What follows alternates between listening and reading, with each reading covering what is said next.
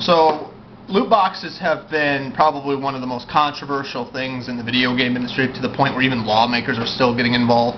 But I kind of had an idea, well, rather, that how loot boxes really would be fair to people. The concept is a good idea, like the idea is, but like it's just handled wrongly. And I'm going to tell you what they should have done instead of like charging like pay-to-win methods and microtransactions and all this, trying to take advantage of people for all the wrong reasons.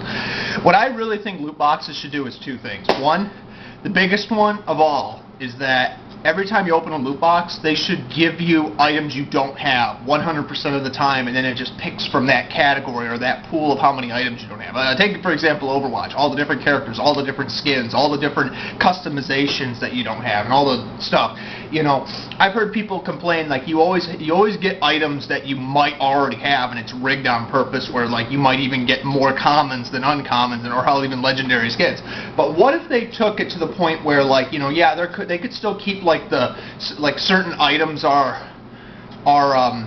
harder to get than others, rarer than others at first, but like if they had it just 100% of the time, you kept opening more loot boxes and getting nothing but items that you didn't have, you know, then eventually once you get all the commons, then it would start increasing the chance to get the rarer items, the legendary skins, because you don't have those, and because there's nothing. And then once you open, you know, once you get all the skins and all that, and all the items that are like completely, you know, like the game has to offer, they would say, congratulations, you have everything, and there'd be no more loot boxes for that game. Unless, of course, they kept releasing more content. And if you think about it, that concept right there is much better than what the AAA industry is well known for doing. It would be fair to the people. People wouldn't have to rely on microtransactions. People wouldn't have to try to take advantage of people. People could release a game, and it would literally be fair to the people that are playing it, and nobody would have a problem with that. That's how I would make the games if I had the money to do it.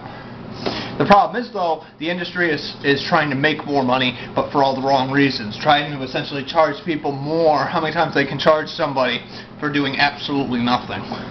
Limiting stuff on purpose, and then trying to, you know, like gambling. It's the reason why gambling is rigged, why you should never gamble. And you're talking to somebody who used to gamble, like, you know, $1 scratch-off tickets, and he'd win more than he'd lose. But I have so long said, you know, I don't gamble anymore because it's really not worth it. It's rigged, it's a business, and it's just there to take advantage of you. Like, they'll tell you, oh, you can possibly win, but really, what are the odds you can win? You know what I mean? It's stupid. And I even think, like, you know, and even when people say, well, you got to pay to win, you got to play to win, though. You know, that's how, you know, that works. You know, people say you got to pay for a ticket in order to possibly win. And yeah, that sounds like a good argument, but really, again, when you really think about it, there's a better chance you're probably not going to win it, you know, because again, the numbers, the number of numbers you need, like for example, like Powerball, there's like, what, 5 numbers, and then the Powerball itself, and then you got to think about like the number of different the different numbers you pick, the different possibilities. It's not in your favor. It really isn't. I mean, yeah, there's that chance you could still win, but, you know, you never know. It really just depends on what you do and what happens to you. But anyways, I think the reason why loot boxes should be more balanced is because, I mean, it really does add a sense of cosmetics to it. But like the way people have gone about doing it is, it's not cosmetic. Rather, it's just, you know, trying to screw people over for more money. But it's like people forgotten what real video games are, or at least the AAA industry has, where like you can release a game and the publishers aren't pressured by the CEOs to, or I'm sorry, the developers aren't pressured by the CEOs and publishers to, like, it's got to sell this many copies or it's not good enough. Despite the fact these companies are making fucking money left and right, and if they are losing money, it's because they're trying to piss people off. Again, look at EA, for example. You know, I mean, EA's a rich company. They make billions of dollars, but how the hell did they lose billions of dollars? Oh yeah, that's right, because of all that stuff with, you know, Battlefront 2 being a thing, right? And Destiny 2, you know. Well, that was Ubisoft, rather. But I think, well, actually, no, EA published it, didn't they?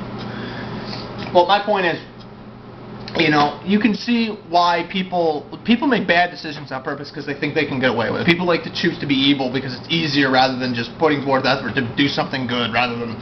So, really, if you think about it, this whole loot box travesty could be prevented in 5 minutes. All they'd have to do is just design something where, like, you know, they randomize items that you don't have and just go buy those items instead of putting in commons and items that you possibly already have.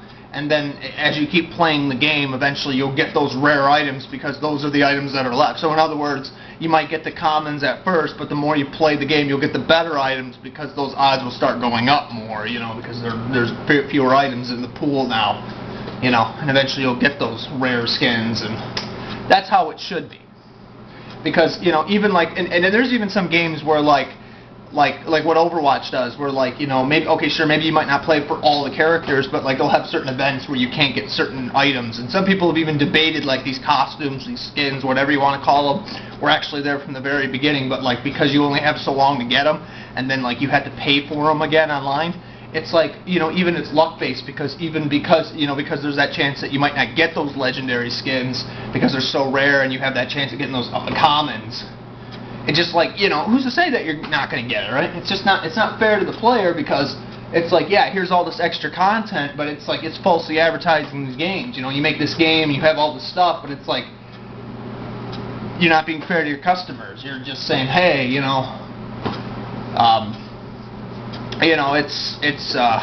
it's not fair to the players, because, you know, you're making this product, but you're not releasing it to the public as much as they should be, though.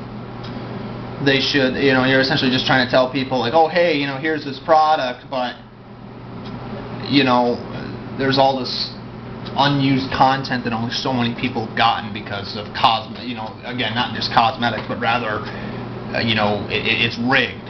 It's luck-based. It's a gimmick, rather. It should be illegal.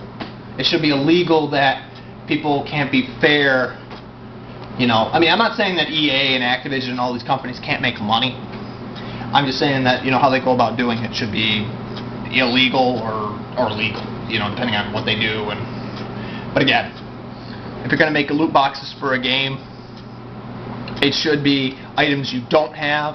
No reoccurrences, and it should just be like, as time goes on, eventually you have a better chance of getting all those items eventually, and there shouldn't be a limitation on like when you can get them, you know, like once they're created, they should be like, if you're gonna use loot boxes, they should have like some sort of, you know, they should just pick, there's no limitation on them, and you can draw them whenever you get the chance, you know. And that's just it, you know. Just like when I buy a game, you know, yeah, you might lock stuff in the game because you're not going to have it at the very beginning, but you can still get it up to a certain point, though, you know, in the game. Like, there's no time limit on it, but it's like in the game itself, you know, it's still in the game's coding. It's not like you have to pay money, because again, you're already paying money for the game. I mean, isn't that why you're paying for the game? You're not supposed to pay for DLC that's supposed to already be in the game, or content that should have already been in the game. I mean, if you're paying for a game, you know, especially $60, everything else after that should just be, hey, you know what, it's free because you've already paid for the game. You know, that's just how it is. So that's how that should be. So yeah. So again, you know, loot boxes need to be more balanced, and we don't need microtransactions and DLC like people say they do. They should. I mean, if they're going to release content later on as DLC, it should be free. That way it's more balanced. That's how I would do it. But again, you know, comment, rate, subscribe, favorite, share this video if you agree.